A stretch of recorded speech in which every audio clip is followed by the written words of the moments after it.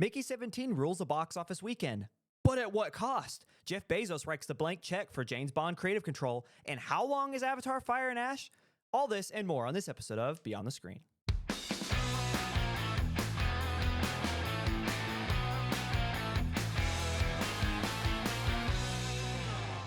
Hello, everybody, and welcome to another episode of Beyond the Screen. I'm going to be your host today. My name is Ryan, and that's Jake Holtzclaw. Jake, how are you?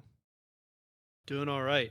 I fear we may be getting our takes are getting hotter and hotter as the days go by because a lot of people do not like that Adrian Brody had to use AI for his Hungarian accent. Really? I am seeing quite a lot on my social media, at the very least, that um, that is not a common take. That it was okay to do that. A lot of people think him as well as Emilia Perez do not deserve their Oscars.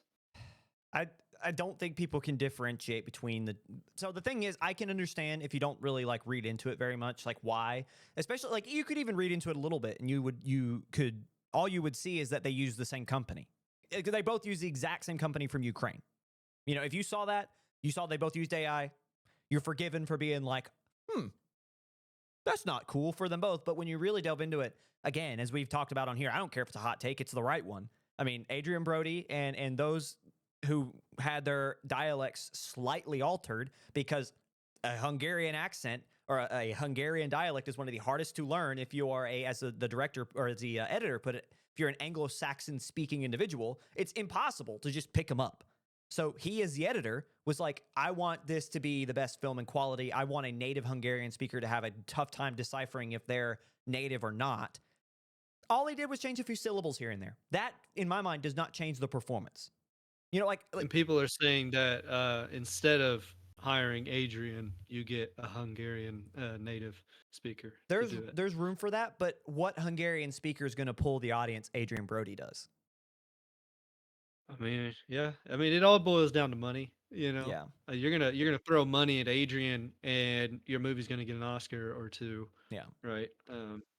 So somebody who is investing, I'm gonna choose Adrian and then deal with the backlash of AI rather than as a business. However, is it right to, are you gonna hire a uh, non-trans woman to play Emilia Perez, right? I mean, the thing is, this is the difference between, and we talked about that difference. Okay. Emilia Perez, we talked about it before. If this is your first time listening, hello. Thank you. Thank you for joining. If you haven't, We aren't this political. no, and it's not even really political. It's just a matter of like the difference between what one used AI for and the other. One, in my mind's okay, and the other's not.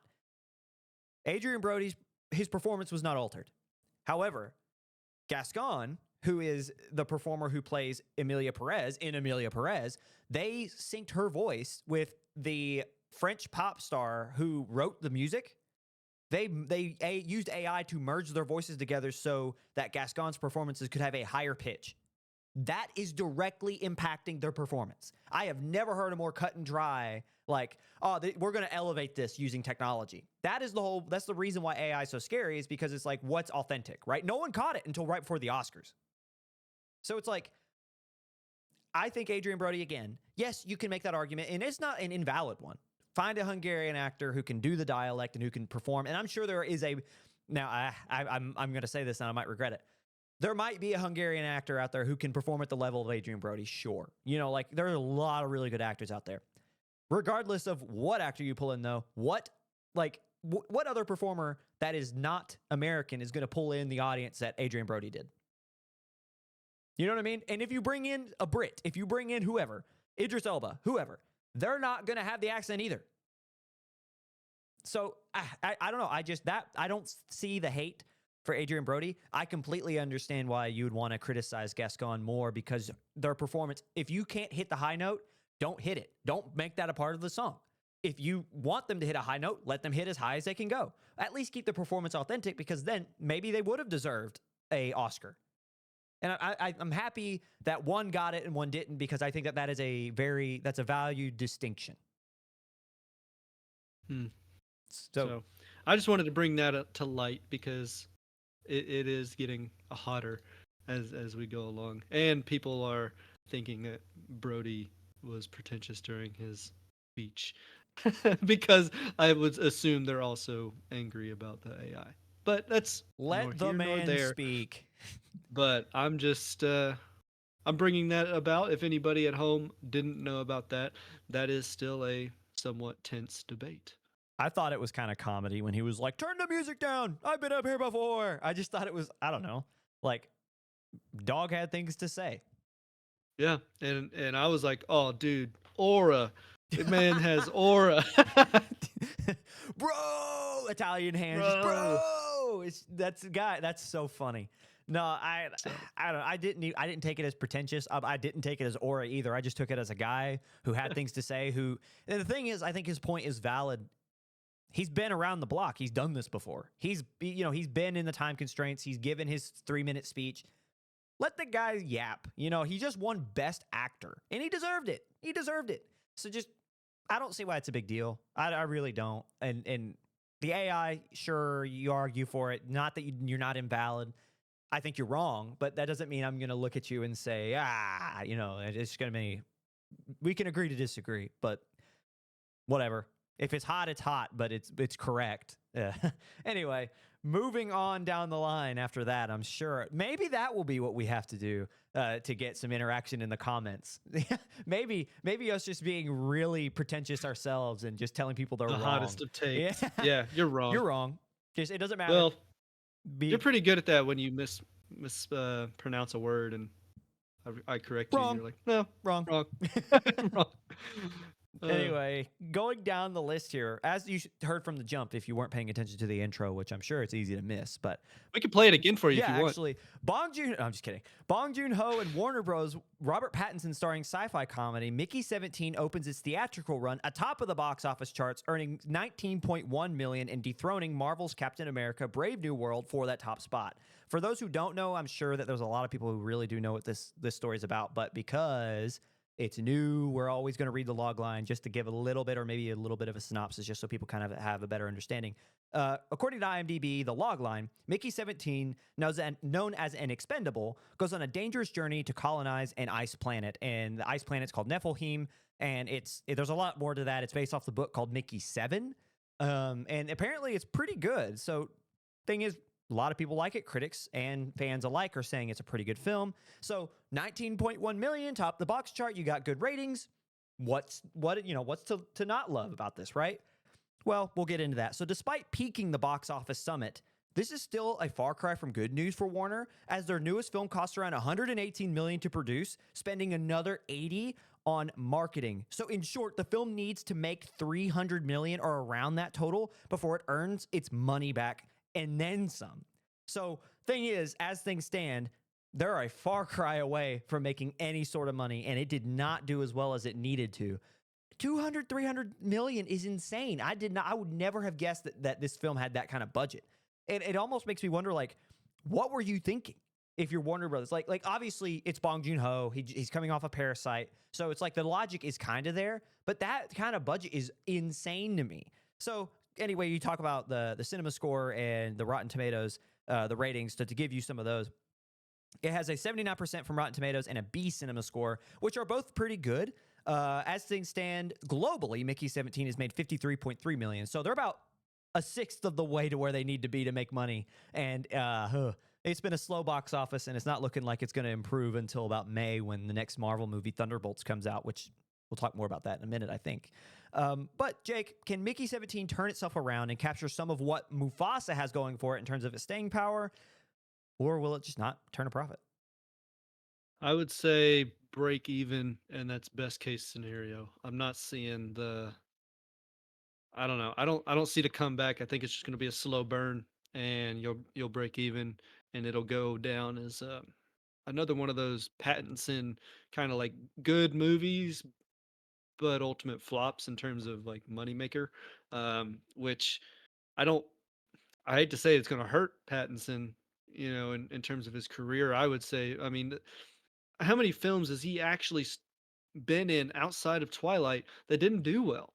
He's got a few. I mean, they may be good, but they aren't successes. I would say outside of Twilight, it would be Tenet and Batman.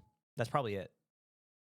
Right. And so he has to I mean, and I'm not saying he has to, but like Batman comes with an audience. Mm-hmm. So Pattinson himself, as great of a actor he is in everything I see him in, um, he doesn't seem to bring success like other bigger names, like we've talked about before. I mean, I go see an Adrian Brody movie because Adrian Brody's in it, Mm-hmm. and we reluctantly say that the same for Dwayne the Rock Johnson, reluctantly, but people go see movies he's in, and it just doesn't appear like Pattinson Yeah.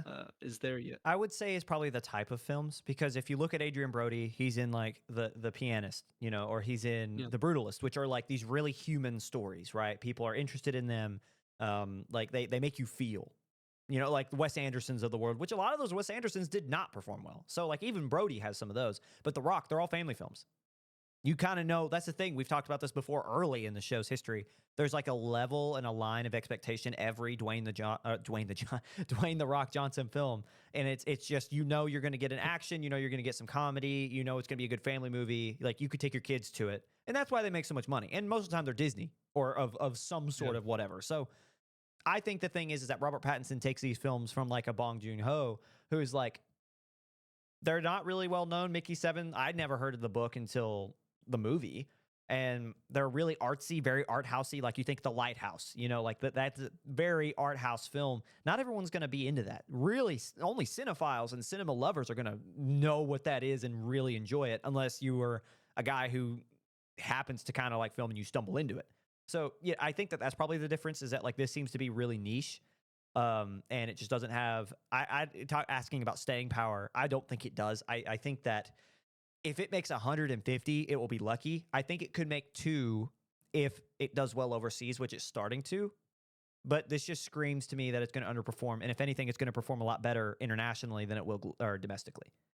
Um, yeah. So just remember, everybody, Dwayne the John Roxon Dwayne the caught on John. tape. So, If you're all right, watching this, Dwayne the John. Anyway, you're coming in renamed. second, yeah, you're renamed officially beyond the screen.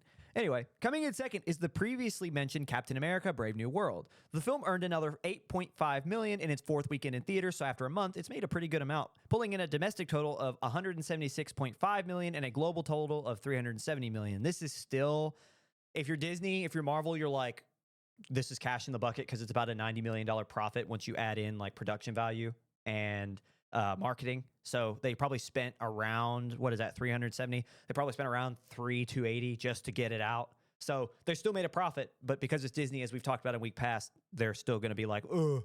So anyway, going down the line, not a lot to say about Brave New World other than that you talk about that Disney staying power. There it is. This is its fourth week. It's not even a. It's like it's good, but it's not like the best Marvel movie, and it's just there. It's still there. Focus features Last Breath, starring Woody Harrelson, finishes third on the weekend, earning a respectable 4.2 million, bringing its domestic total to 14.6 million. The film cost around 24 million to produce, however, and with a 47% decline from last week, it's not looking good for Focus as the producer hopes to break even on their documentary turned thriller with the same director. Again, we talked about this last week. Focus features Woody Harrelson's Last Breath, finishes third this week. Going on to fourth, Neon and Osgood Perkins' The Monkey comes in fourth with his third weekend in theaters, earning another 3.9 million. Now, while other big budgeted films have struggled to make a profit, Neon's tried and true method of smaller budget, bigger reward type films continue to make waves. Every time they release a film, they have a small budget and they absolutely dominate, whether it's making you spend 6 million and you get 30 million, or in this case, this budget was about 10 million and they've made about 45.7 million internationally. That is huge because you know they're not going to spend the same amount of money. And I bring this up because, as we talked about earlier, going down that list, how many of those films, if not all three of the films preceding it, they're just not going to break even or they're not happy with what they made. So Neon, and I don't remember who it was, but someone made a point, I think it was at the Oscars, where they were like, why instead of making a $200 million or $1 million movie, why not make like 54 million or 10 million? And I think that that's a great point, and I think that this is just a little sidebar. I think this is a great example is because Neon, Anora cost 6 million to make. They just won Best Picture, and they probably made more money winning Best Picture and sweeping the Oscars with Sean Baker winning 4 than anything. Anyway, sidebar. Oh yeah, and you can see it. I mean, theaters, 1,100 theaters picked up Nora again, and it just got another. It's up 573% over last Insane. week. Made Made around another 2 million. 1.8 million. Mm-hmm. Just because it won the Oscars, either people. I would say it's not so much people rewatching; it's people actually. Oh shit! It won an Oscar. Yeah. I'm gonna go watch it. What's its total? What's its just its 18.3 isn't that domestic or is that its total? Press on. domestic. Oh, that's domestic. Okay. I will click it. Uh, let's see here. Domestic, all time. You have to bear with me here. It has made worldwide. It's made 46.7 million on a $6 million budget, and I read somewhere they spent about 18 million on their Oscar marketing. So they've made about a $22 million profit, $23 million profit, and they have 5 Oscars to their name. And they just released another subpar movie because The Monkey's not great, and they just made another 20 million off of The Monkey. Last year, Osgood's first feature with Neon, Longlegs, made 50, 60 million for the producer, the indie distributor. I mean, I don't know what, I just think that this is such an important comment to make in the wake of Anora winning Best Picture. And you turn around the weekend after Anora wins Best Picture, you see all these huge companies who are paying $200-300 million for a film losing money. And arguably better films that are spending less and doing more are making profit. Anyway, I digress. That's a little sidebar there. So finally, we're going to finally wrap up the top 5 because if you didn't know, we had not made it there yet. We've mentioned about 6 films. Top 5, rounding it out, Sony's Paddington in Peru shows some staying power as the film earned another $3.8 million in its 4th week in theaters. This brings The Lovable Bear's 3rd cinematic installment to just a hair under $37 million domestically, with a total of $36.9 million and earning $175.7 globally. So Jake, with all that, we kind of touched on Anora. That was going to be my big winner this week, and it will still be my big winner this week. 500% jump in revenue from one week to the other, jumping into the top 10, top 7, I think. Insane. It's probably going to make 20 million before the month's out. Not 20 million just in this month, but going to hop from 17 to 20. What do you think about this box office? Paddington is almost tied with Paddington 2. So Paddington in Peru is almost tied with Paddington 2. That's crazy. Paddington 1 almost doubled Paddington 2. So not as good as the first one. We knew that. Sequels and what are they called? The 3rd installment. The next in the series, if you will. Unfortunately, Paddington does not seem to be. Does anybody know rating? Ryan, I say anybody as in the only other person on this call. You at home. 6.7 out of 10 on IMDb with a 93 Rotten Tomato. So it's still, I mean, it's not Paddington 1, which got awesome scores, right? Mm-hmm. And everybody loved.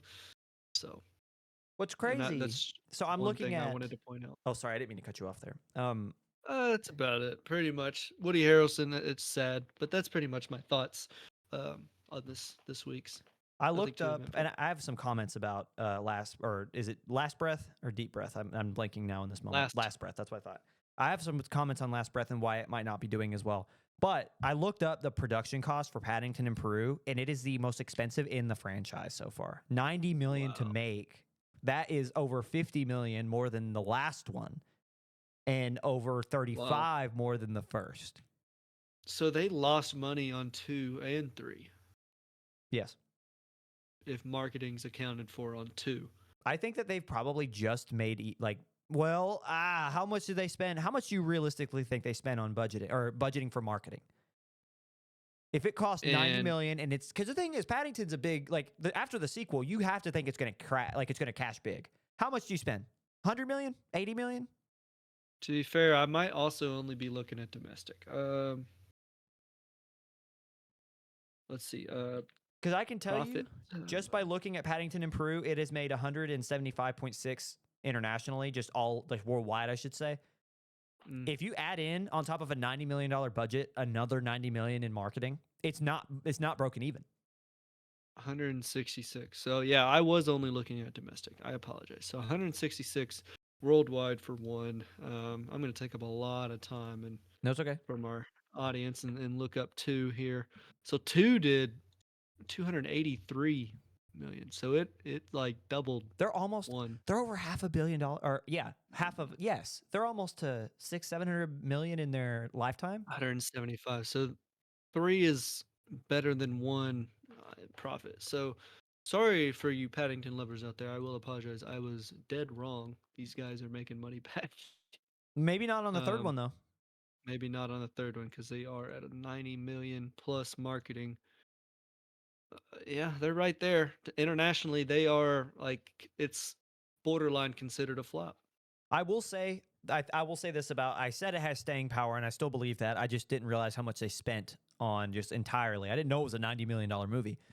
They've only dropped from last week to this week 18%.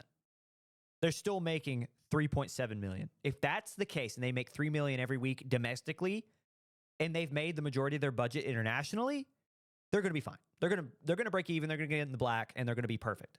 However, it's just going to take a lot longer because this film's already a month in. I just never would have expected that they would 90 million on Paddington Bear. I just always thought that Paddington Peru just wasn't doing as well as it should have. I would just always see it not even it was it ever first? I don't know. I don't think so. Maybe in its first week. I can go back a couple of weeks. But well, Captain America came out at the same time. Yeah, That's maybe why it I don't wasn't. think it ever was. So what I will say is Oh. to that point is that maybe it did do well. You're right. It was never first. It was at highest second. Maybe it did. Maybe it has been doing well, but because they spent 90 million and closer to 200 million on the whole film, that they just aren't making what they were hoping. And I don't know if this was last week or the week before, but Nezha back on the box office list at number 15. It returns. Last week it was not, and actually, if you go back to last week on Box Office Mojo, it's there. No. So yeah, it's number 7 What? underneath What? Lion King. Yeah, so they put it back on there. What is this? So Box Office Mojo, we saw it. Get your You act can't pull a together, fast Box one. Office Mojo. You're our accredited source. You can't be pulling this crap. I got to make a So phone call. dude, you should have made the phone call a long time ago. Box Office Mojo HQ, what are you doing, man? All right, I think if that's our final thoughts, I have no other final thoughts other than what's up, Box Office Mojo. First, you finalized numbers in the middle of a recording the week before, and then last week you just phantomed one of the movies and then brought it back, acting like nobody saw that. I saw that. Anyway, We saw it. Jake saw No fast ones here. No, not here. Not on on the screen. On that note, it's time to move on. We're going to hop into our second segment after a quick break. So coming up after the break, James Bond creative control under question and under new leadership, and James Cameron comments on his next installation to the Avatar franchise. Coming up next.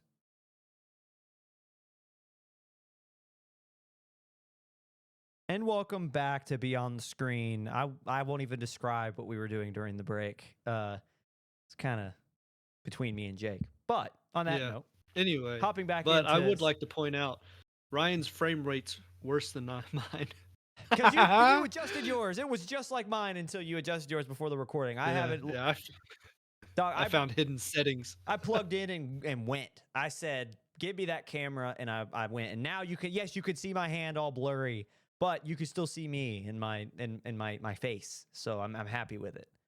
So if you wanted to know why I looked infinitely better than Ryan this episode, you're always looking good, Jake. Because I care about y'all's experience more than Ryan does. That's what it is. He cares a lot more than I do. I just write the scripts. Anyway, moving on, going down the line here. As we have previously covered, Amazon MGM had recently bought the creative rights to the 007 IP away from half-siblings and producers Barbara Broccoli and Michael G. Wilson, who ran the franchise after inheriting it from their father and 007 co-creator Albert Broccoli in the mid-90s, 1995, 96 or so, give or take. So to recap, for those who don't remember, here's a quick fast track. There's a lot of details missing here. But if you haven't, go pay attention to what's happening with Amazon MGM and the Broccoli family, because it's kind of crazy. So the relationship between Amazon and the siblings were essentially non-existent, according to reports, and it was like that from the start. So Amazon wanted MGM mainly for the Bond IP. That was why they bought them. That just cut and dry. They bought MGM, Metro-Goldwyn-Mayer, because they wanted James Bond. That is the report. The entire reason. So they bought this one, namely for James Bond, but to specifically, they had hopes of expanding the story into an MCU-like extended universe. So with that, the only issue were the producers. They had to inherit with it because as everything goes, the Broccoli family had a contract with MGM that was not voided when it was bought. That was kind of a part of the contract. The part of the buying process was, hey, if you buy us, you buy James Bond, you also purchase Barbara and Michael, and they had to go with it because they're creative control. They've run this their entire lives. I was reading in an article, Barbara was 2 when the first James Bond came out, and by the time she was 15, she was working on movies, the Bond movies. So literally her entire life. So she wasn't going anywhere, at least we thought. So she gets bought with, or at least her contract gets bought with the MGM acquisition by Amazon. So from a Moneypenny spinoff to a series about CIA agent Felix Leiter to a female 007 project, everything not a James Bond film was shunned by the duo as they attempted to protect their father's legacy. Wilson stating shortly after Amazon bought MGM, so back in 2022, I think is when it was, quote, "We just try to focus on making good pictures, and it takes time, and it takes a couple of years. Putting all that energy into making 10 or 20 hours of a TV show, that's a big commitment. We'd have to delegate to do that, and we've been very reluctant to delegate." So very honest and upfront from the get, like, hey guys, I don't think you're going to get this, but like it would take some of this that we're not willing to give in this moment. So following that, the relationship between the two sides, again, as was reported earlier, it was already non-existent. There were maybe some hopes that there would be some movement, but there wasn't really ever an established relationship. The bridge between the two sides collapsed when Broccoli was reportedly mortified when, during a meeting with Amazon execs, Bond was described as content, not described as a film franchise, not described as an IP. Someone in Amazon, MGM, or just Amazon looked at Barbara and said, James Bond is content. And apparently she almost passed out. Then that just ruined any hopes of ever them having common ground because they just don't see this IP as the same thing. So the straw, apparently, so if that, not all, like if you look at all that and you're like, that's a lot. Maybe this was a broken relationship from the beginning. Apparently the straw that broke the camel's back, however, was reportedly when Broccoli described the Amazon brass as effing idiots to personal friends. First off, what kind of rat of a friend do you have to where you go to your personal friend and you're like, these guys are idiots. They don't know what they're talking about. And that guy turns around and runs to Jeff Bezos. Because the second that happened, when Jeff Bezos heard about this, reportedly, he said, I don't care what it costs, get rid of her. Like a Bond villain. Like you talk about being in character. This man said, open check, whatever you want, cold hard cash, get her out of here. And that is what happened. So if you do the math, if you count up all that Amazon has spent in 3 years to get to this point, to have creative control, it was $8.5 billion to buy MGM. They reportedly spent around, we'll just call it a cut, just dry billion, another billion to pry creative control away from Barbara and Michael. So they spent $9.5 billion before ever starting to actually make content. I'm sorry, Barbara, I call it content. That's insane. So we're going to be seeing a lot of Bond content. That's what that means to me. Is like content. So sorry, Broccoli. Every time you say that, sold out. Every time you say that, Barbara faints in her chair. Well, look, she took the buyout. She sold out. I have to call it content now. Amazon owns it. It is content now. You know what's? It's now content. You know what's so sad? In the article I was reading, and it was by, I want to give her credit, it's by THR, the Hollywood Reporter. Apparently, the reason that the Broccoli half siblings were so they were so difficult to sell, I guess, to like they didn't want to get rid of it, was because their dad, before his death, was like, hey, if it gets ruined, just you guys ruin it. Do not sell it and let other people ruin it. Well, and then they sold what it. better way to ruin it than sit on it and not do anything? Give it to the bald guy. That's what they said. Yeah. Oh. Well, so I don't know, but I think we're gonna see a lot more movies and TV shows because Jeff Bezos is gonna hand the golden shovel to whomever, directors, producers, and say, "Here, I've dug you the hole. Get out." Yeah.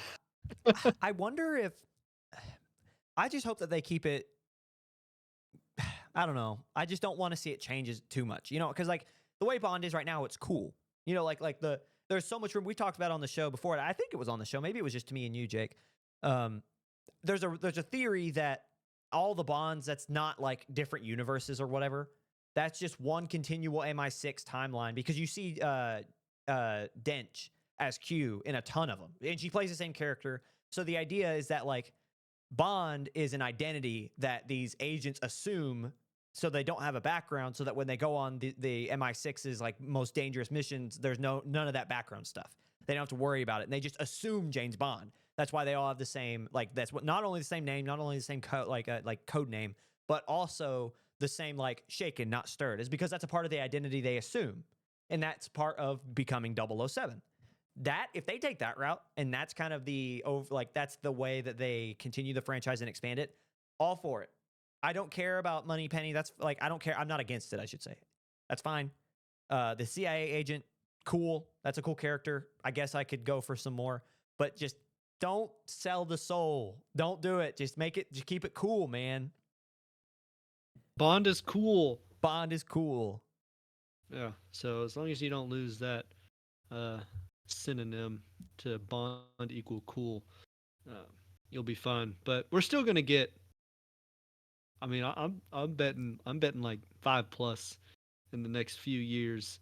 TV shows, movies, and then in 10 years, I mean, we could be we not more than 10 years. I mean, it's double-digit films. I'm betting on. Yeah. I'm betting like within a short time frame. Like what did he say? He said it takes 2 years. a couple years to do 10 or 20 hours of a TV show. Which I see it as more of a series. They're not going to do a TV show, but seasons upon seasons, I would say. I mean, it's going to be like Reacher. Yeah, I Have you ever seen know. Reacher? Yeah. Yeah. It's not So, bad. no, it's not bad. I mean, it gets my parents going, but so that's about it. I don't watch it. I don't care for it. It's like any other series to me. I have a couple thoughts, and one of them, the comment I'm about to make, is a comment we actually made prior, and I'm going to start with that because I remember it. We talked about this a long time ago, and we talked about how if they can't adapt with the times and if they can't acquiesce a little bit and continue to create content, maybe they should give up creative control. Do we still feel like that is what should have happened now? Well, they wouldn't have gotten $1 billion richer if they Get your didn't hold money out. up. They got their money up, but no, I mean, that's what I meant by, what better way to ruin your father's legacy? Like he had said, do it yourself if you're gonna do it. Well, sitting on it for however many years, Yeah. and not doing movies with Bond. You Um, said that, and Barbara went. She but stared real hard. it's it was to that point where it's like either sell it or do something, and I don't think they were gonna do something.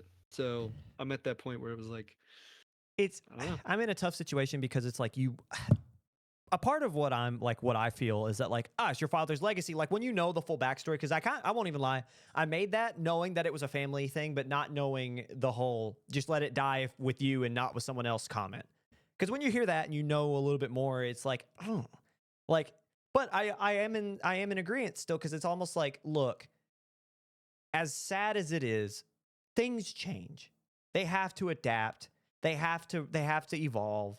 And if we can't let go of what it was so that it can be what's new, maybe it's time to let it go completely. Whether that means giving it a break like it's got.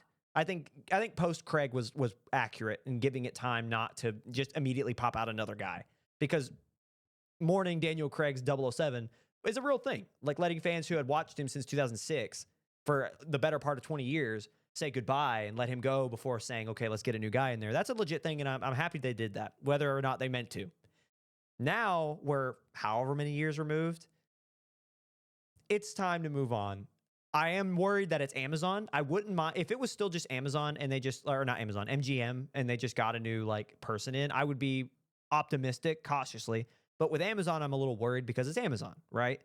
We talked again on the show. We've talked about at length about how Amazon was in the middle of a lot of creators' crosshairs for not really treating them properly, just not distributing to theaters, lying about contracts, and that whole sort of thing. So, three things have to happen for me to actually be really interested in this. First off, it has to be released in theaters. James Bond is he's the epitome of cinema. Has to be a theatrical release. It cannot be straight to streaming. If it is, you've already ruined it. No straight to streaming. Second, and now these last two are going to be really specific to me because this is a pipe dream and this won't happen. You have popcorn bucket has to have a popcorn bucket. If I don't have a gun-shaped popcorn bucket in that theater, no. Yeah. But no, Christopher Nolan and Henry Cavill. Those are the next two. Let Chris Nolan, because apparently the report, and it's not Let on here. Henry Cavill direct and Christopher Nolan play James Bond. There you go. Okay. No, I think Henry go Cavill ahead. could direct if he wanted to, but that's not what we're talking about. I think, But not Nolan is okay. I say give the guy a shot. Can you imagine seeing Sir Christopher Nolan in bed with a Bond girl? Yeah. Sir James Bond. Sir James Bond. That'd be so funny. But no, but in all seriousness, Nolan wanted to direct a 007 film before his schedule became packed making Tenet. You give him time to finish. I almost said Beowulf. Why? Why did I almost say Beowulf? The Odyssey. You let him finish his current masterpiece, which I'm sure is going to be fantastic. Then go to him and say, look, the fans want you. The fans want Cavill. We'll let you do whatever you want. Just please. And then if you do those things, James Bond will be fine. You can make your spin-off shows. You can do whatever. But the cinematic experience has to remain intact for me to care, for me not to. Because if it doesn't, if they sell and they just release it to streaming, James Bond's dead. It ended with Daniel Craig. That's just the way I think that a lot of people will see it. I will see it that way. What's your number 3? That was it, Henry Cavill. Oh, I thought. What was number 2? Christopher Nolan. Oh, okay. You did a 2 for. Yeah, number 3 was the popcorn bucket. Right. Yeah, 3. I looped the last 2 into 1, and now it's a popcorn bucket, and it has to be shaped like a gun. Okay. And when I pull the trigger, it has. How about a gold finger? When I pull the trigger, it has to like audibly play the James Bond theme. Okay. You're asking a lot, but I think it's doable. It's Jeff Bezos. He just spent almost $10 billion just to have the IP. He can spend whatever it takes to make me happy for about 15 minutes. Well, at the end of the day, aside from what you said at the end of the day, but at the end of my day, it is a business that Jeff Bezos paid almost $10 billion, for an IP, and he hasn't used it yet. I don't often stroke the ego of Jeff Bezos, but when I'm called an expletive idiot, I would also open checkbook, fire somebody. It's just because it's one of those ego things, man. It's like I'm Jeff Bezos. I'm not taking that. He is such a villain. Well, he is so evil. Like he's just so. Like, yes, I can turn that cheek saying I don't have a lot of money in my bank account. But would I turn the cheek if I had billions? You know what I'm saying? Right, yeah, like that ego. You know what I'm saying? How much more hardcore, how much more, unemotional would I be about that, right? I don't care about your father's legacy. Don't call me, Your father's legacy be damned. I'm Jeff Bezos. Here's another $1 billion. Yes. Get out of my office. Dude, just threw the money in the face and dude, I mean, just and it worked. My wallet just this money at him. Yeah. So that's where I'm at. Like, yes, I paid for the IP. You called me an idiot. I still didn't get to make a movie in however long I've had it. How long was it? 3 3 years, a years. little bit less than 3 years. I haven't been able to make a movie with something I bought. What do you mean I can't drive the car I just bought? And then you just told me that Toyota sucks or what, Yeah. whatever. You're an idiot for buying that car.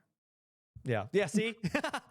No, and again, for those who didn't hear it, Broccoli went to her closest confidant and said, they're all idiots. They're all effing idiots. That confidant turned around and ran to Jeff Bezos, and Bezos said, quote, whatever it costs, I don't care what it costs, get rid of her. That is the quote. I honestly, I do not blame Bezos. I do not. I think that's the wrong takeaway. I think it's an appropriate reaction. Okay. But Priorities. also friends who turn on you too. It was Jeff Bezos is probably also not the best of friends or That's the thing. Like, I mean, I still think it's the wrong takeaway to think, yeah, Bezos, it's your car, you drive it. But like, I don't think that that's necessarily unfounded because he did buy it, and it's one of those things that like, you bought it, I guess, whatever you want to do with it, whatever you have the funds to do that. But my big takeaway is, what kind of friends do you have to sell you out to the devil himself? Like immediately. Like, I just imagine they pulled out their phone and started texting as she was saying it. Like, Well, that friend's got to be pretty high up to Jeff Bezos' phone number.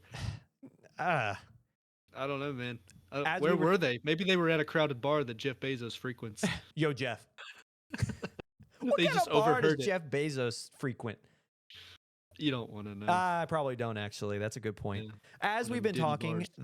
the popcorn gun has re-entered my brain and it's evolved. So instead of the gun being the bucket, what if it was like inside of the bucket, or like there's a holster on the side of it, and it was a butter gun? It shot butter into the popcorn. Oh, dude, you I would can't leave the movie theater or else you're gonna get shot. But they have to look really realistic too. Oh my God. There you go. That, I don't know why this is so amusing to me, but I just love the idea of like, you buy your popcorn and it's like you're going into the movie theater and you just hear "Bunum" as you just spraying in the bucket. Bunum. That just is so. I would love to have one of those. If you're at home and you're any sort of handsy and you can do cool things with technology, please. I'll get a PO box and you can mail it to me. Anyway, I think it's time to get off of James Bond. Watch out what you say to your closest confidants, and maybe don't keep in your close proximity a endlessly wealthy, evil bald man. And there you go. That's the takeaway. Dang it. Dang it. Yeah, Jake, I guess we Dang can't it. be friends anymore. No, I'm just kidding. Dude. Anyway, Who here is bald? I got this. bro, I've never been on the pod without a hat, so they don't know what I look like. Y'all don't know. He could be the rich bald guy. I could be the rich bald guy. I am Jeff Bezos. Anyway, James Cameron reveals that Avatar Fire and Ash will be longer than The Way of Water. When speaking with Empire Magazine, Cameron described the writing and storytelling process when he and his team were working on the continued story of the Na'vi people and their planet Pandora, stating, quote, in a nutshell, we had too many great ideas packed into one of movie 2. The film was moving like a bullet train and we weren't drilling down enough on character. So I said, guys, we've got to split it. Co-writer Amanda Silver described how the characters needed time before jumping from one idea to the next, this would allow audiences needed time to absorb the portion of the story that they had already been told in the second, stating, these movies are a lot more than just propulsive plot and Gregorius, sorry. I cannot read tonight. I apologize. Spectacle. I mean, these are real characters. Going back to the runtime, Avatar: The Way of Water ran a total of 3 hours and 12 minutes before the credits rolled. And I had to pee a lot earlier than that. I have a small bit that I've added to the script here. That my take was, back in the old days, the days that Ryan remembers, when Beethoven and Mozart were still walking the earth. We're buds. He frequented those concerts. But anyway, so a Beethoven concert was 2 to 2.5 hours long. And a Mozart was 1.5 to 2 hours. And they lived around the same time. Mozart was a little older than Beethoven, so this was about in 1700, 1750 to like 1790. This was like the average, and they had intermissions. They had 15-minute intermissions in them. We have been, I don't know, so I'm not gonna say brainwashed, but we've learned to sit through 2 plus 3 hour long movies without intermissions. And now we're talking like 3 hours and 12 is not gonna be one of the longest ones I've seen. I mean, I think Batman's up there too, isn't it? Yeah, I think Batman, Batman the was pretty Batman is long. so. I mean, The Brutalist was 3.5 hours. Yeah, do we need intermissions? My question to Ryan. Yeah. I gotta pee, dude. I gotta pee about 2 hours and 30 minutes in. I'm like, oh man, I'm looking for my soda cup to get a refill. You know what I'm saying? I'm trying to refill that sitting there in the movie theater. I'm not getting up to miss the movie. Yeah. The word I was Catch trying to read a second ago before I answer your question is gorgeous. I read gregarious because I'm dyslexic, I think, and I just can't read. I So would track. Do you want me to read the script from now you on? know what? Your silky smooth voice, do it. No, but I gorgeous is the word. And anyway, you're asked the question about should there be intermissions? Yeah. I mean, like here's the thing. I've said it on the show and I'll say it again. I am so for longer storytelling. There is a limit. I think that we were in the 90-minute era for a really long time and a lot of films suffered, like unnecessarily so. So I am not one to say put a limit on it. If there needs to be intermissions, do it. Put in intermissions. Don't limit what a creator can do. Now, there are limits to that because at the end of the day, sometimes a story's over 45 minutes before it ends. And that's also true. You know, like a guy gets too creative. That is a thing. You can have too much of anything. However, if you have a story like these people seem to insinuate, and I know they do because Way of Water was a lot better than the original, and if Way of Water was just half of what story they were trying to tell, and Fire and Ash is the true sequel, and they had to split up the script. I'm here. I'm here for it because there's actual storytelling in Way of Water, whereas in Avatar it was just Pocahontas. It was just Pocahontas, and so Dude, that's a wet take. no, it's not. You just watch the two back to back, and you feel really, I've seen this. But anyway, I really liked Way of Water, and so I You know how couldn't. many bathroom breaks that would take me? How many intermissions do you think you need? Plus mine, or give or take, how many bathroom breaks do you need? How many intermissions would you want in a 3.5 hour film? I mean, I just need the one to get me through. Like I said, I can last 2.5 hours after drinking one of those like medium to large sodas from the movie theater. How about this? I can't. I'm Don't. just saying, but How about don't slurp down the soda in 15 minutes? dude, we shared one last time. We did. Still had to go after Nosferatu. It was Jake's bad. over here going just I mean the whole credits thing. haven't even rolled yet. Like the beginning credits haven't even gone through yet, and Jake's already at the bottom of his stupid Yep. cup, and then he's like 45 minutes. I gotta pee. Gotta pee, dude. Yeah. Well, so the only problem, well, one of the problems, not the only one, when having intermissions, 15 minutes is probably a little long to have an intermission between a movie, but also you have to think, are we just gonna stop it? Are they gonna have to like start editing movies with intermissions? Like this is just a hypothetical. We start shooting like 4 or 5 hour films. People people need a break, dude. You gotta find a spot. If you're gonna put an intermission in, it's gonna change the story. You're gonna stop the story. It's gonna be inopportune most of the time. Somebody's gonna be so enveloped in it, and I don't know, didn't buy the soda so they can sit through it. Save me I money. don't know. I mean, hey. No, you're right. I think that I just add the intermission. I think it's fine, but like it has to be one, and it has to be at the best time. Because again, like while I would sit through a 3.5 hour long movie, I would not sit through 4 hours. That's too And long. then you know what they do? Ads. No, They in the would middle of the sell. 15. They would sell the 15 minutes while you're If using the your bathroom. film is longer than 3.5 hours, just have part one and part two. Have 2 hours or two movies, because then you could rake in the benefits even more. Because then you could have, instead of one 40, like let's say one $400 million movie, if it's really well, you can have two 350 or more, and you have a $500 million closer to $1 billion franchise, and it's one story. Just don't do that. There is a limit to even my. I said, give me longer movies, and the film gods were like, and now we're having a conversation of what's too long. Like how things have turned.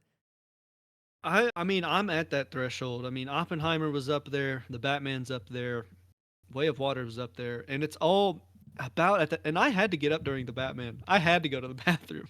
So that just shows you like, and that was about when he visited Alfred in the hospital is when I had to use the restroom. I was like, okay, this seems like a low point, gotta go. Um and I came back and I think he was still in the hospital. So I was like, whew, only missed a little bit there. But I'm at that threshold, dude. You get to 3.5, you start touching, you know, high threes into the fours. I can't sit that long without using the restroom at the very least. But like attention spans are growing shorter as well.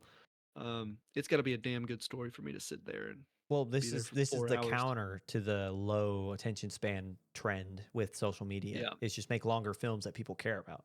The Batman you keep referencing, and I knew it was long, but I couldn't remember. It's just a hair under 3 hours, so it's a long movie. Oh, okay. It's 2 hours 56 minutes. So I mean, it just seemed like one of the longer ones. Did you see Oppenheimer? Have you seen that yet? I Or have. looked it up? Looked up Oh the time. no. I couldn't tell you. I mean I've definitely seen the film. It's So I feel 3 hours, it's a flat long. three. Flat 3, and then Way of Water was 312. So like I'm Yes. there. I knew that they were long. Of I'm not wrong in my assumptions that they felt long. Um, so 12 minutes off from Way of the Water. Uh, I'm. I mean, I'm gonna leave the audience with that. Is how often y'all pee?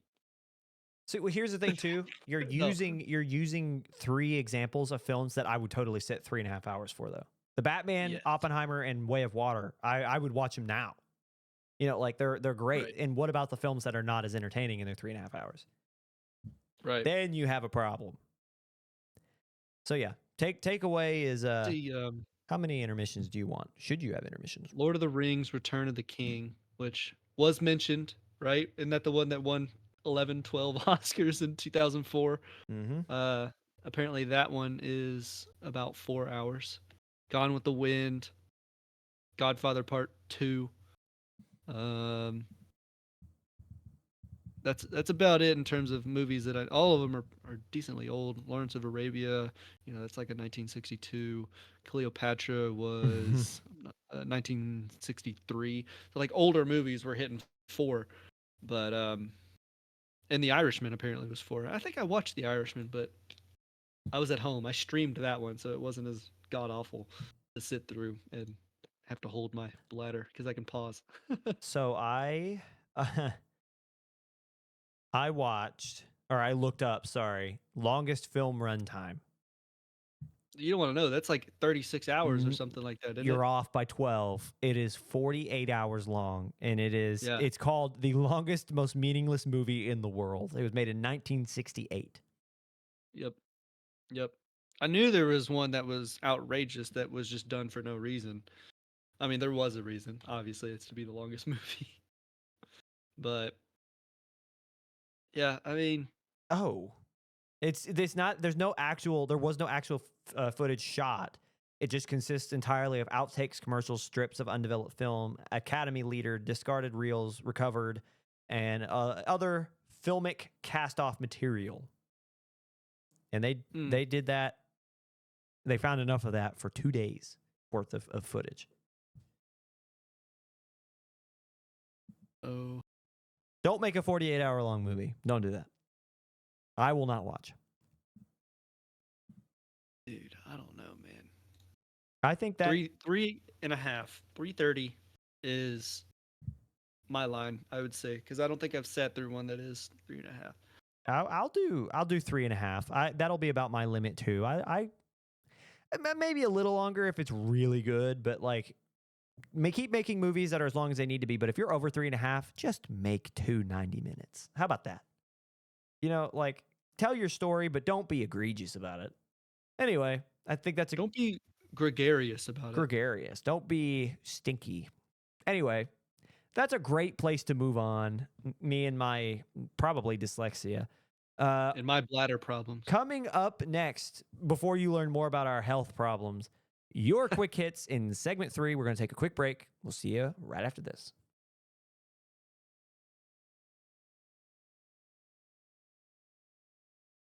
Welcome back. We took a pretty long detour there, a little at the end of that segment. So, as always, if you've made it this far, thank you.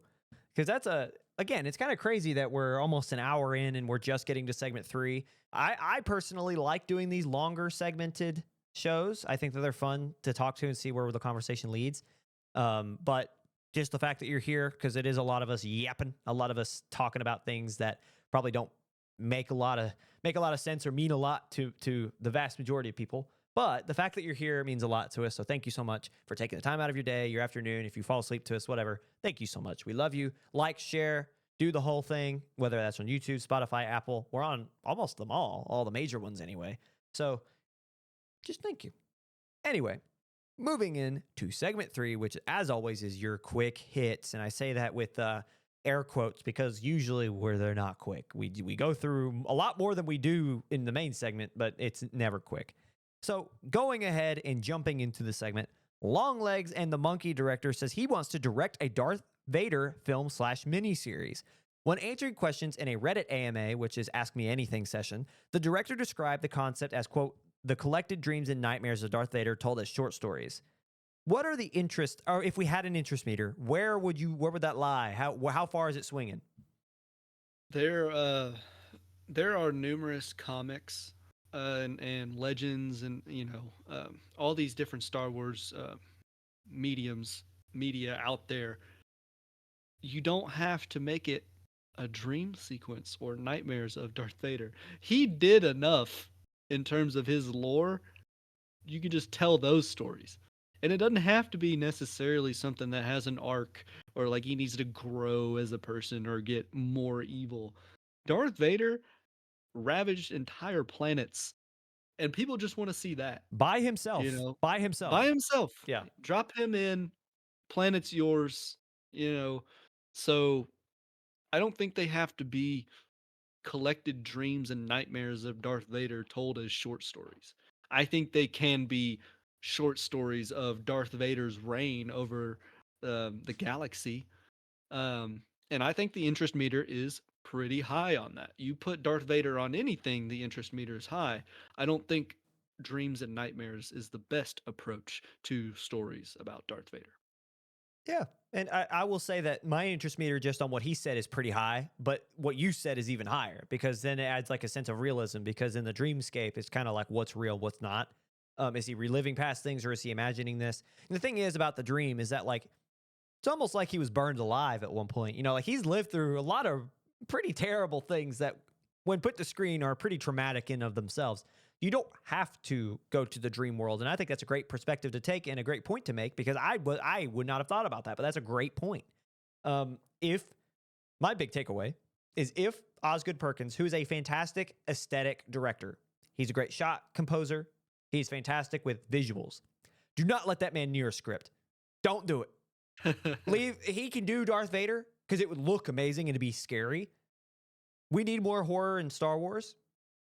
Do not let that man touch that script because any script he touches is just Swiss cheese, just holes everywhere. They don't always make sense. And like, please don't let that man touch that script. If you get a good writer in there or you let Dave Filoni write that script or Jon Favreau or do whatever and take it from the source material you're talking about, chef's kiss, it'll be fantastic. And it'll be something I'll turn into because I think Osgood Perkins has all the makings to be a good director in anything he touches. I just don't think he's a good writer. And that's just completely personal.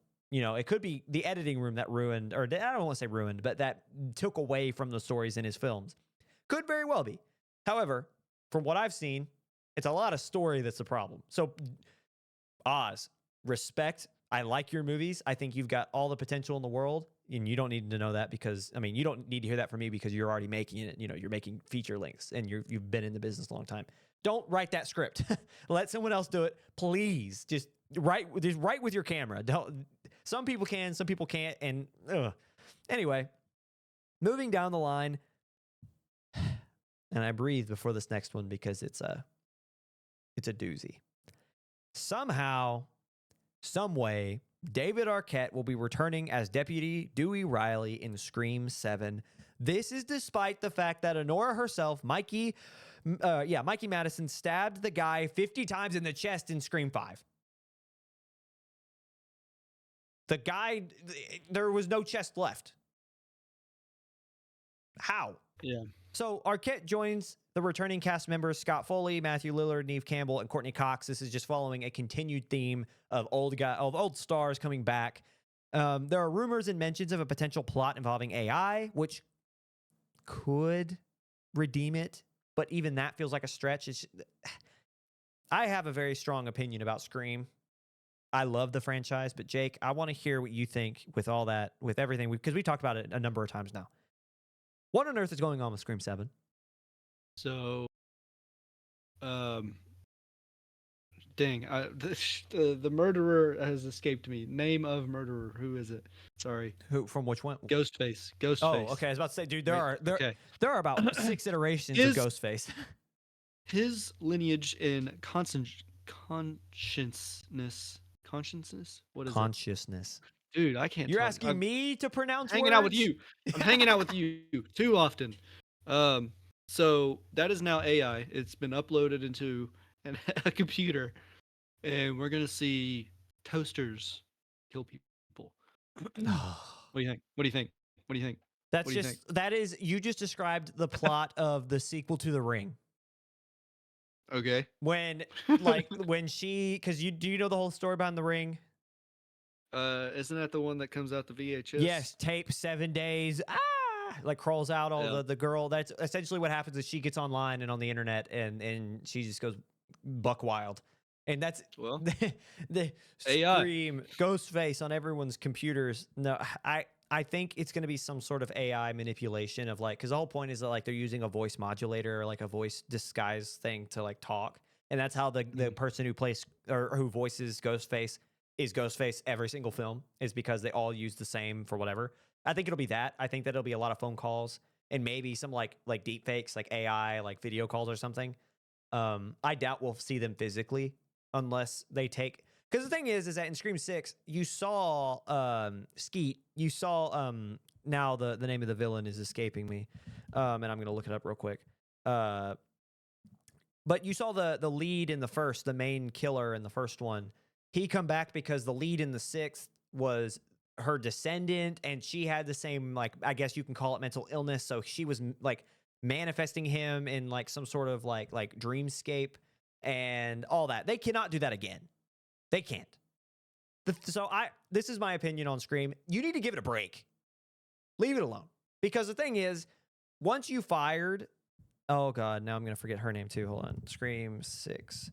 Once you fired part of your cast and you lost Jenna Ortega, you lost Melissa Barrera. Once you lost Melissa Barrera because, well, you didn't even lose, you fired her because of, she made a, she shared something on her Instagram story that said Free Palestine. And then they said, Spyglass Media was like, fired. And so she was, and there's a lot that went on around that was happening, not just in the world, but there was another person who, and I don't remember who they were at this point, but there's another actress who said something similar, but said something extremely racist. So that like Melissa's comments online were directly after that. I think Spyglass like knee jerk freaked out and then fired her. Still, you lost. You kind of did this to yourself. This is self-inflicted wounds. You lost your director. You lost both of your leads. You got to figure something out because people want to Scream 7. So you go, everybody come back. AI is in the news. We'll do AI. We'll be meta. And it's just like, this isn't going to work. That's what it is.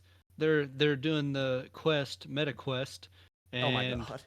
it's an AI like entity in the meta world, killing people, but real, but they die for real. If I see someone with VR and Shaggy, if Matthew Lillard's like, you know, he just pops up in their VR headset, I will leave the movie theater. I'm done. Like, again, what I said about James Bond was you give it some time, you reset, because there will be a lot more interest in it. Right now, there's still bad, like, I think Melissa Barrera's firing, there's still bad taste in the mouth of big time actors and audiences regarding what happened with her, and no one really knows where the story's going to go. And you can very rarely do you feel the scramble. You know, very rarely do you feel them tense and be like, oh, what are we going to do? This is what it feels like. From the super outside perspective, I'm not trying to act like I know more than I do. That's just what it reads to me. I say just give it a break. Once you lost Melissa, once you lost Jenna, and your story went out the window, Give it a break. Let people get excited for it again, and then start fresh. There's no better healer than time. You know what I mean?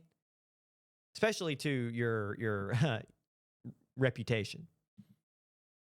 And I think they're to the Fast and Furious point, so I'm the wrong person to talk to about the legacy of Scream. Do they have too many movies? I don't think so. Could they get to that point? Yes. Dude, they're at 7. Have you watched any of them? No. First one. That's all I They're needed. pretty good. I mean, there's some of them that are worse than others, but until now, I felt like they followed a decent story. Like, I didn't feel like they were overdoing it. Maybe one of them was like, but like, I thought they were fine. Now, that's why I'm saying maybe give it a break, because this is the first time with the Scream franchise where I've been like, you're just doing it to do it now. Like, you don't even have a story anymore. You're just making the film because people expect it. So, whatever. Anyway, moving on. Speaking of Adrian Brody, we've been talking about Adrian Brody a lot today. Brody is in early talks to star alongside Leo DiCaprio in Damien Chazelle's upcoming Evel Knievel biopic. Rumors indicate that Brody may play sports promoter Shelley Saltman, an individual of which Knievel assaulted following the release of a rather unsavory book that was about the stuntman in some way, shape, or form. So, if this is the character that he plays, you're going to see Leo DiCaprio just deck Adrian Brody. How does that make you feel as an Adrian Brody stan? I think as long as DiCaprio can make it look good, I know my man Brody can.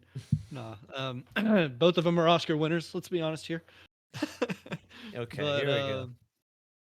no, I think that's fine.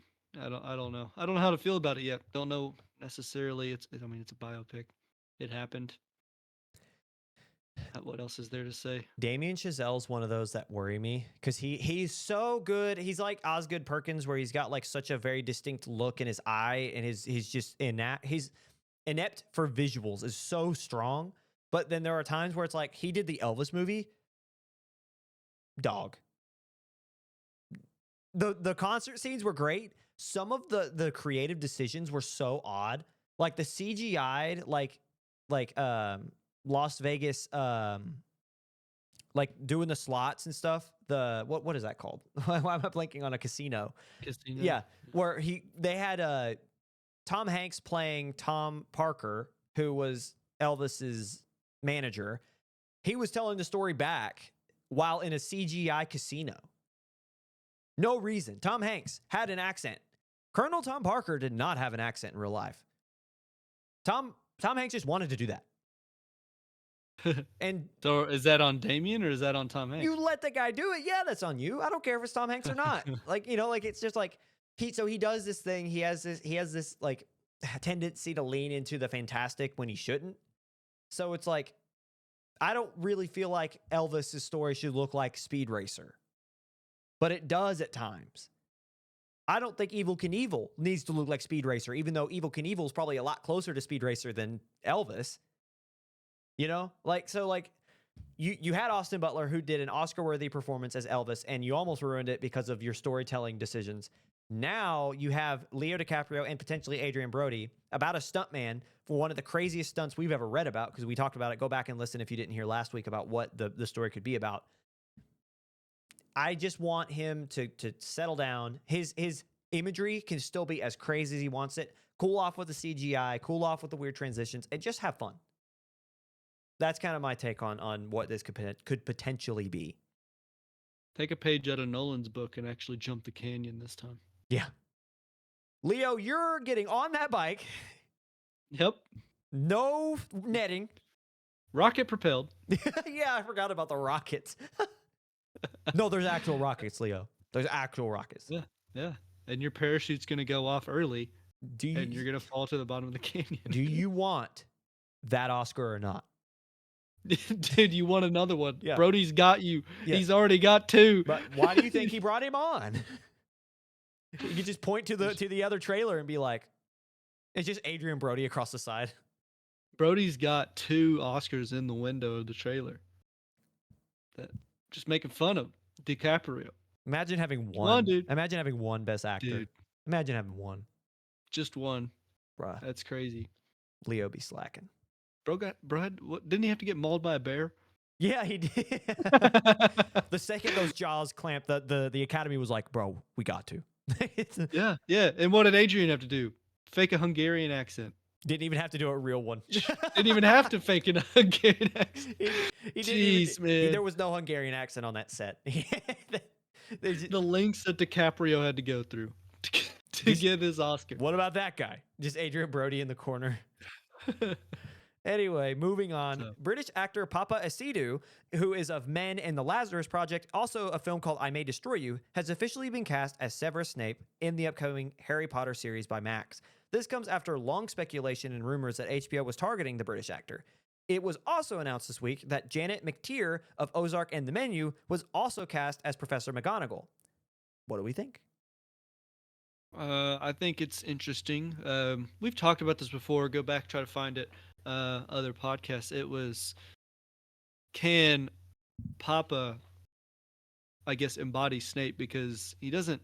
And this isn't about race or skin color. This is purely, he does not look like Snape is described. Like, Yeah. I'm gonna use, I don't know off the top of my head the exact quote from book, but emo depressed man Greasy. child, Yeah. greasy, yeah. And this guy is not that. So going from that, I hope, I have no doubts that he's able to do the part.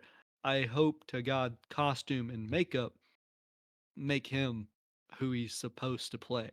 Oh, I think he can Is that totally play the character. But if it makes you feel any better, to back your point up, if you look up the actor and Harry Potter, some of the first articles are, is he too hot?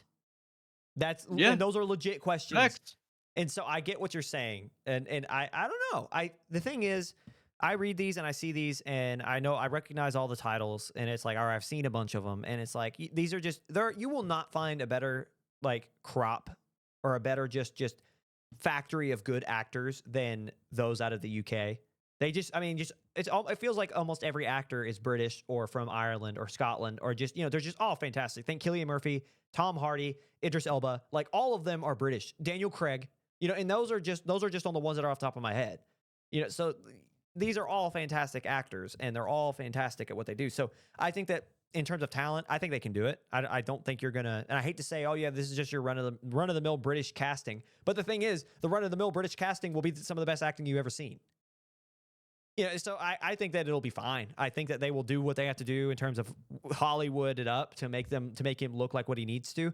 I'm sure he blew away the producers in his casting for them to target him so long because Asadu's not like a super household name over here. And while obviously over there, the entire cast has to be British for Harry Potter to be Harry Potter. That's like a rule. It's with the movies, it's with the series.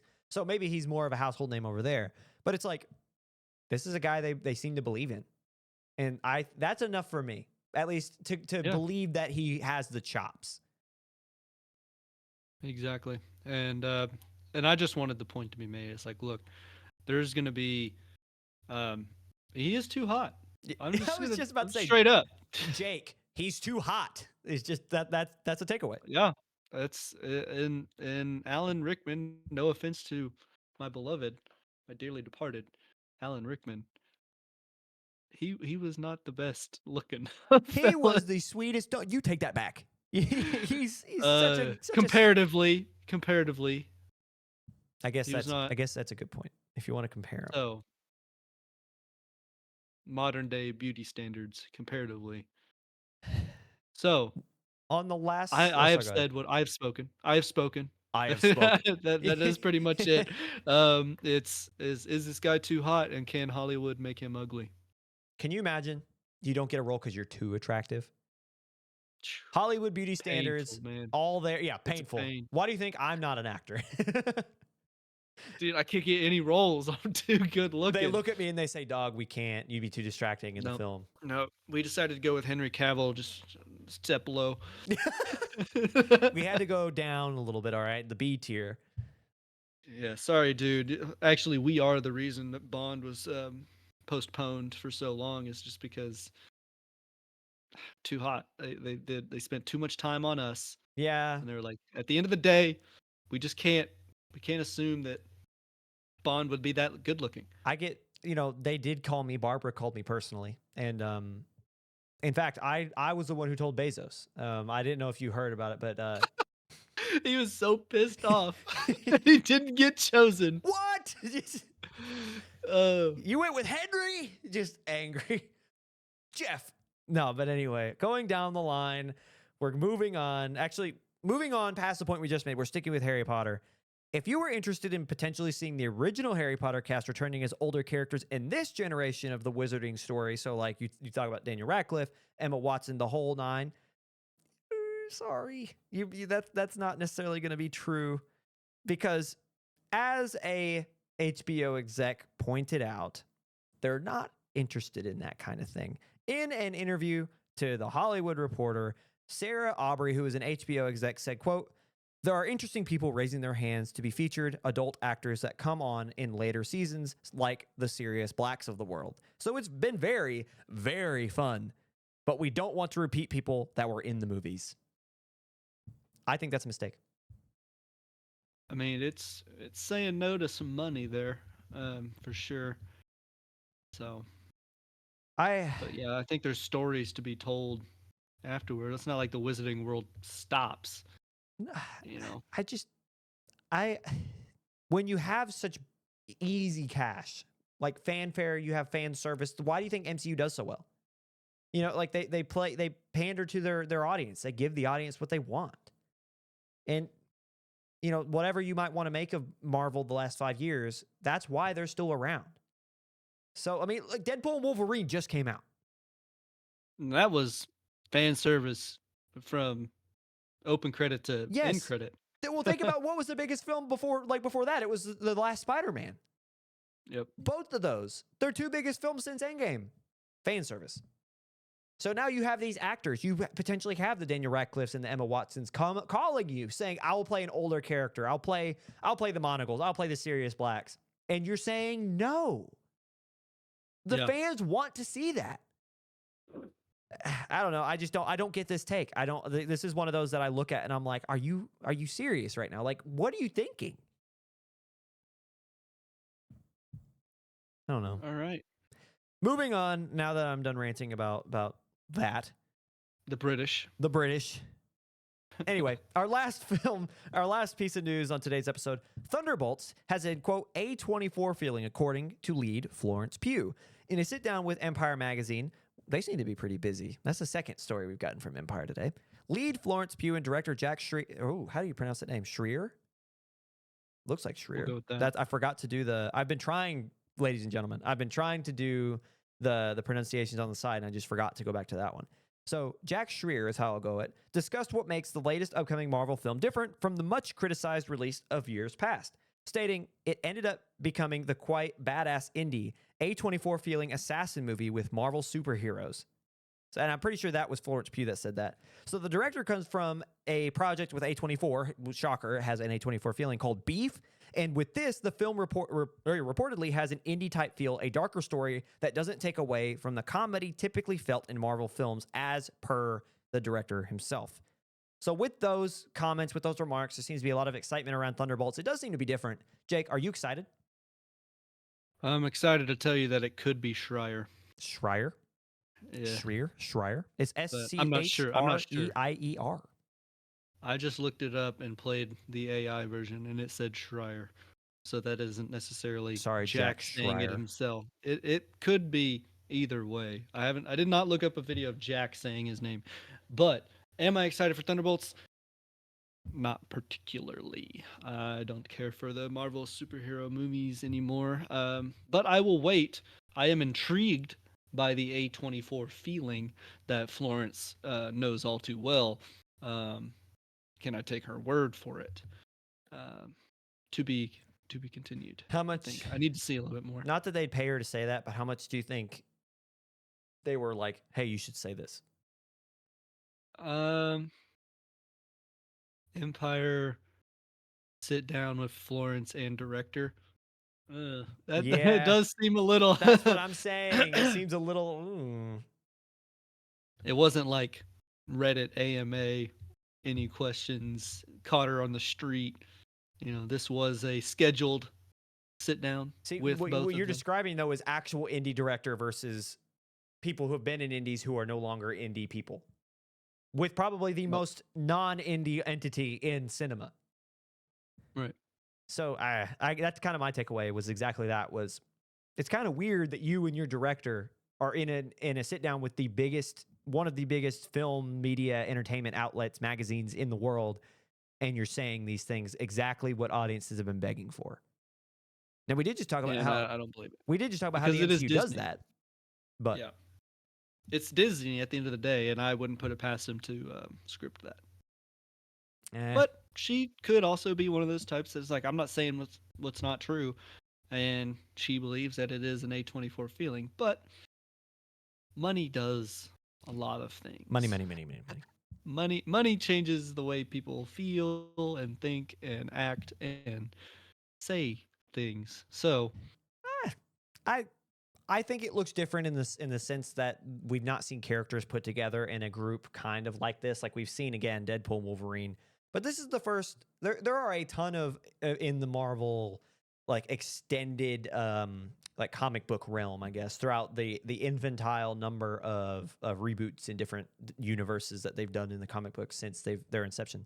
There are so many different groups and so many different like hero, anti-hero, like I almost call them denominations, but like that we've not seen yet in the MCU. Not really seen a ton of them. So like the Fantastic Four is coming out, X-Men is going to be coming out in the next couple of years, and now we're getting Thunderbolts. So I'm enjoying these deviations. Like Punisher and Daredevil enter the fray right as Spider-Man is becoming a street level hero, which as they all should be. And that's going to be exciting to see all those type of characters come together. And so I'm excited for what could be because I think that's where you'll have a lot of interest because that's when you get into we have a never-ending cycle of characters, and that's where you'll have excitement. However, as we just described, and it per my worry as well, this seems a little too staged, a little weird. So we'll see. I agree. Anyway, any final thoughts to leave our people with before they go off and do their thing or go to bed or whatever? Can we add a bathroom of sorts to your popcorn bucket? Can there be like another receptacle How portion of it that so? carries waste? Hmm. That's the butter. That's no. You can't ruin this for me, man. I have a great pitch, and if he sees this, if Bezos himself, if the God himself sees that that comment, I'm done. He'll think we're fucking idiots. Yeah. No, And I just made this episode rated M. we got an hour and 20 something minutes Rated into R. week 15 before we Dropped an dropped F-bomb. an F-bomb. So hopefully If you made it this far, hopefully your kids weren't around. yep. Can you imagine? It's like, yeah, I watch these guys all the time. They're completely clean. And then they get to an hour 20 into that. That'd be Talking about peeing on popcorn and dropping F-bombs. that'd be so listen, I'd be a little pissed too, but that's okay. Anyway, I'm going to leave you guys with that imagery. And that's how we'll end the episode. You're welcome. We'll see you guys next week.